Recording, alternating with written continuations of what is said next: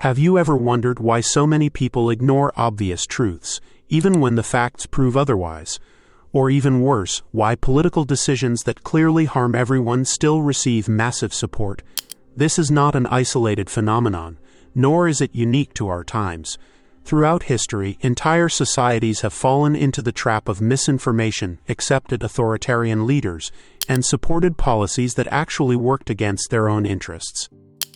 The question is, why does this happen?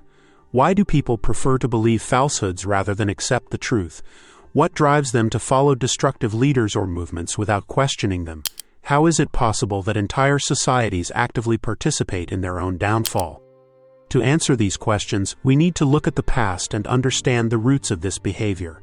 One man who dedicated his life to analyzing this phenomenon was Dietrich Bonhoeffer, a German theologian who actively opposed Nazism. Bonhoeffer witnessed how Germany, the homeland of great philosophers and artists, transformed into a regime of blind obedience, manipulated by propaganda and fear. Millions of people accepted a system without question, a system that led them to war, hatred, and destruction. While in prison in 1943, Bonhoeffer wrote about a fundamental concept: the greatest danger to humanity is not evil but stupidity. Contrary to what one might think, the stupidity Bonhoeffer referred to is not a simple lack of intelligence, but a collective condition that activates under specific circumstances. When people become trapped in extreme ideologies, when they abandon critical thinking, or when social pressure pushes them to accept dogmas without questioning them. In such cases, stupidity becomes an unstoppable force. And what is even more alarming is that this phenomenon was not limited to Nazi Germany.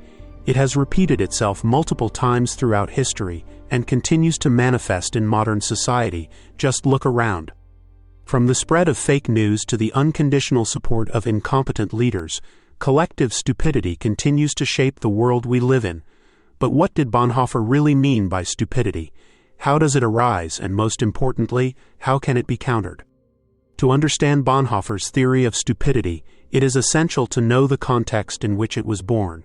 In 1943, when Nazi Germany was deep in war and Hitler's regime seemed indestructible, Bonhoeffer was arrested for his participation in the resistance.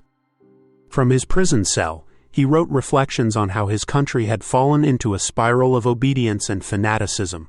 For him, the cause was not only propaganda or repression, but something even deeper. Stupidity is not just a lack of intelligence, but a mental and moral blockage that prevents independent thinking. Bonhoeffer observed that this form of stupidity was not limited to ignorant or uneducated individuals. On the contrary, it could also be present in people with high levels of education. The key was not IQ, but the ability to question the world around them. Stupidity manifests especially in societies where fear and propaganda have weakened critical thinking. When people give up their mental autonomy and allow others to think for them, whether political leaders, religious figures, or the social majority, they become vulnerable to the most absurd lies and manipulations. This phenomenon was not exclusive to Nazi Germany. Bonhoeffer understood that it could occur in any society where conformity and blind obedience take precedence over reason. History has shown that power has always known how to exploit this human weakness. From dictatorship to the most extreme populisms, to the false democracies that are very popular today, the pattern repeats itself: people trapped in an imposed ideology who act without questioning anything. When society is dominated by fear, independent thought becomes dangerous. People prefer to align with the majority opinion rather than risk persecution or marginalization. This facilitates the spread and entrenchment of irrational and dogmatic ideas. Furthermore, collective stupidity tends to sustain itself. The more people accept an idea without questioning it, the more social pressure pushes even skeptics to conform. The constant repetition of a lie transforms it into an accepted truth. This phenomenon is evident in many moments of history. During the Inquisition, people accepted persecutions without questioning them. During apartheid in South Africa, racial discrimination was justified by theories that, with a minimum of reflection, would have been easily debunked. But what is most unsettling is that this pattern continues in modern democracies. Collective stupidity keeps manifesting itself. Media manipulation, extreme polarization, and ideological fanaticism lead to a gradual decline in critical thinking. In the end, Bonhoeffer's theory confronts us with an essential question: how can we avoid falling into this trap? Bonhoeffer recognized that stupidity is harder to fight than evil.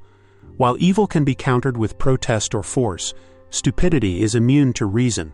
A wicked person knows they are doing harm, whereas a stupid person believes they are doing the right thing. For this reason, stupidity can lead to even more destructive consequences than evil itself.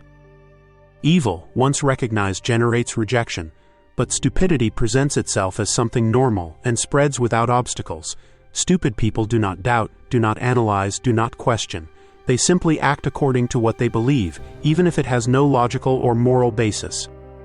When trying to reason with a stupid person, arguments have no effect because they do not listen.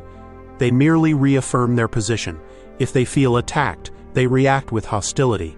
This makes stupidity a powerful weapon in the hands of those in power. Rulers do not need to impose terror if they can spread stupidity and gain a following of fanatics. Systems of power thrive because they do not need everyone to be wicked. They just need enough stupid people willing to obey without question. Stupidity is more contagious than evil. When the politician of the moment convinces people of an absurd idea, constant repetition makes it acceptable. The more a lie is spread, the more it appears real. History has seen this pattern repeat itself continuously. From the persecution of heretics in the Middle Ages to the propaganda of authoritarian regimes, stupidity has enabled the execution of atrocities. Even in modern times, this phenomenon is rampant and growing. Internet algorithms trap individuals in ideological bubbles, isolating them from different perspectives. This creates a divided society in which every group is convinced it holds the absolute truth and rejects any opposing evidence. Speaking of which, if the algorithm suggested this video to you, well, it means it doesn't consider you stupid. Good for you. And for us, the creators of this video, welcome and thank you for being here. Now let's continue. What is the result of isolating users' citizens within ideological bubbles? The result is a more easily manipulated society, where critical thinking diminishes and fanaticism grows. Stupidity is not just an advantage for those in power, but also for other actors with specific interests, such as certain media outlets or political groups that exploit disinformation to gain power. Deception works best when people do not question what they are told. The problem with stupidity is that it feels confident. Ignorance can recognize its own limits, but stupidity cannot. An ignorant person can learn. A stupid person does not believe they need to. This is why Bonhoeffer did not see stupidity merely as an individual weakness, but as a threat to society as a whole. Modern psychology confirms Bonhoeffer's theory. Stupidity is not just a matter of personal ignorance, but a social phenomenon influenced by conformity and group pressure. Conformity is a survival mechanism. Since ancient times, humans have depended on the group to survive. Going against the majority carries a psychological risk. In the 1960s, psychologist Stanley Milgram conducted an experiment in which participants were instructed to administer electric shocks to others. 65% of them went up to the highest level of shocks, simply because an authority figure ordered them to. This experiment showed that when people feel that responsibility falls on someone else, they can commit atrocious acts without questioning them. So, how do we fight stupidity? According to Bonhoeffer, the key to tackling stupidity lies in fostering critical thinking, taking personal responsibility, and developing an independent mindset. It's not just about avoiding ignorance, but about resisting manipulation and social pressure. Before accepting or spreading information, it is essential to verify it. The fact that many people repeat it or that it appears in the media does not mean it is true. In fact, it is more likely to be the opposite.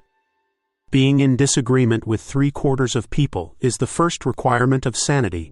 Oscar Wilde. Truth is not always what the majority accepts. History shows that many false ideas were widely shared until someone had the courage to challenge them. Galileo, for example, defied the belief that the Earth was the center of the universe and was persecuted for it. Breaking the cycle of stupidity requires courage.